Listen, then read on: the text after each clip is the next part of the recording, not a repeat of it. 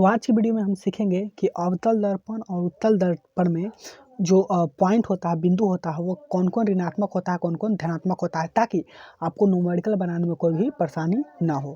तो सबसे पहले हम लोग देखेंगे अवतल दर्पण में। ओके, तो आपको पता हुआ कि अवतल दर्पण का जो चित्र होता है, ये अवतल दर्पण है। इस तरीके से ये क्या है, अवतल दर्पण। ओके, अवतल दर्पण है और यहाँ पर सी है और यहाँ पर फोकस है और फोकस यहाँ पर क्या है, ध्रुव है। और ध्रुव और फोकस के क्या कहते हैं, छोटी एफ यानी फोकस दूरी। और आपको पता होगा कि वक्रता केंद्र यानी सी वक्रता केंद्र और ध्रुव के बीच की दूरी के क्या कहते हैं, उसको कहते हैं आर यानी कि वक्रता त्रिज्या। तो चलिए हम लोग देखते हैं। तो अवतल दर्पण में देखेंगे तो इससे पहले आपको बता देना चाहता हूँ कि ध्रुव से क्या बोलते हैं, बाईं ओर, ध्रुव से बाईं ओर की दूरियां क्या होती है, ऋणात्मक, और ध्रुव से दाईं ओर की दूरियां क्या होती है, धनात्मक। ये आपको पता है। और प्रधान अक्ष के ऊपर धनात्मक दूरी धनात्मक, प्रधान अक्ष के ऊपर दूरियां धनात्मक और नीचे ऋणात्मक होता है। तो ये सारी चीज़ों का आपको पता है। चलिए अब हम चलते हैं। अब चलते हैं अवतल दर्पण में। सबसे पहले हम देखेंगे तो अवतल दर्पण में सबसे पहले देखेंगे वस्तु दूरी, जिसको किस से डिनोट किया जाता है, यू से डिनोट किया जाता है, यू से। तो ये क्या होता है, ऋणात्मक होता है। क्यों होता है, क्योंकि जितना भी वस्तु दाईं ओर बाईं ओर ही रखा जाता है, बाईं ओर वस्तु रखा जाता है, तो हमेशा इसीलिए क्या हो जाएगा, वस्तु की दूरी क्या हो जाएगा, वो हो जाएगा आपको ऋणात्मक। अब देखते हैं प्रतिबिंब की दूरी, अवतल दर्पण में प्रतिबिंब की दूरी।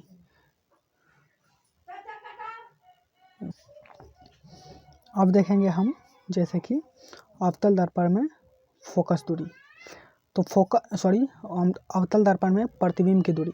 तो आपको पता है कि अवतल दर्पण में आपको पता होगा कि प्रतिबिंब की दूरी, तो प्रतिबिंब क्या बोलता है, दाईं ओर, यानी कि यहाँ भी बनता है, तो दर्पण से दाईं ओर की दूरी ध्रुव से बाईं ओर की दूरी क्या होती है, ऋणात्मक होती है। और प्रतिबिंब इधर भी बनता है, तो इससे भी ध्रुव से दाईं ओर की दूरी धनात्मक होता है। इसलिए दोनों तरफ बनता है, तो दोनों तरफ बनता है, इस तरफ ही, इसलिए धनात्मक ऋणात्मक दोनों होता है। ओके, प्रतिबिंब की दूरी। क्योंकि प्रतिबिंब पीछे भी बनता है, क्या है, किसका, अवतल दर्पण में, दर्पण से पीछे भी बनता है। इसलिए आपको पता है कि ये ध्रुव है, पी है, तो पी से दाईं ओर की दूरी क्या होती है, धनात्मक, और बाईं ओर की दूरी ऋणात्मक। इसलिए दोनों तरफ प्रतिबिंब होता है, इसलिए धनात्मक ऋणात्मक दोनों होता है। अब देखेंगे, अब हम आपको दिखाएंगे, अब हम देखेंगे फोकस दूरी। तो फोकस दूरी जाहिर सी बात है कि क्या होगा, ऋणात्मक होगा, क्योंकि ये क्या है, पोल है और यहाँ पर फोकस होता है और इसके बीच की दूरी को फोकस दूरी कहते हैं। 1 मिनट, थोड़ा सा ध्यान रखिएगा। यह है, चलिए यहाँ पर क्या है, यहाँ पर C है, यहाँ पर F है, और इसके बीच की दूरी को छोटी f कहते हैं।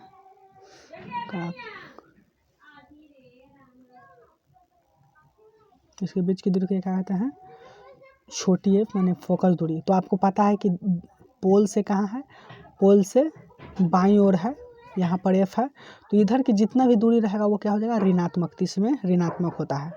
अब देखेंगे वक्रता त्रिज्या, तो भी ऋणात्मक होता है, क्योंकि वक्रता त्रिज्या वक्रता केंद्र और ध्रुव के बीच की कहते हैं वक्रता त्रिज्या। तो इसका अगर ये है वक्रता त्रिज्या, तो इधर की ओर होता है, जितना इधर रहेगा उसका दूरी हो जाएगा ऋणात्मक होगा, तो ये भी ऋणात्मक।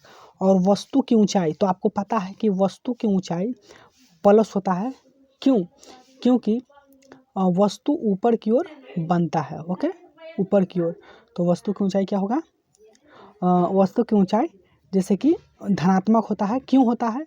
क्योंकि जब भी वस्तु रखते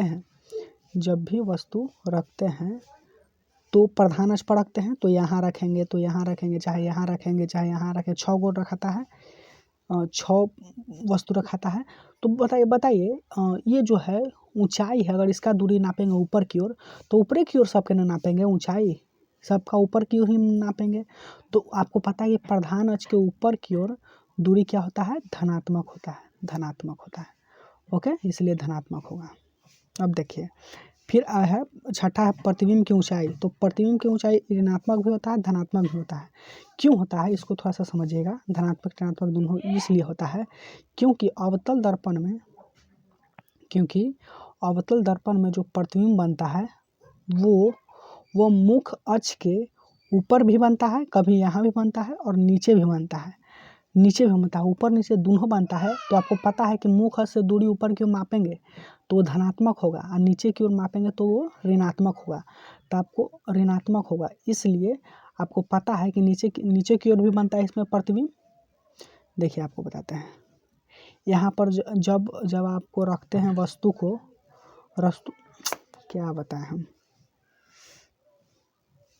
को यहाँ पर रखते हैं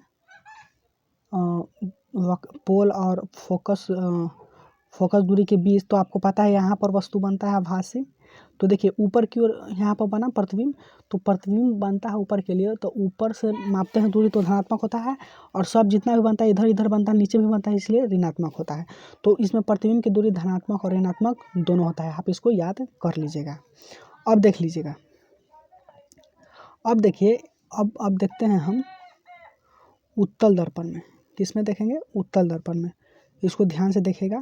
उत्तल दर्पण में याद रखिएगा कि सिर्फ वस्तु की दूरी ऋणात्मक होता है और प्रतिबिंब इसमें फोकस दूरी वक्रता त्रिज्या वस्तु की ऊंचाई प्रतिबिंब की ऊंचाई सब प्लस होता है। क्योंकि आपको पता है कि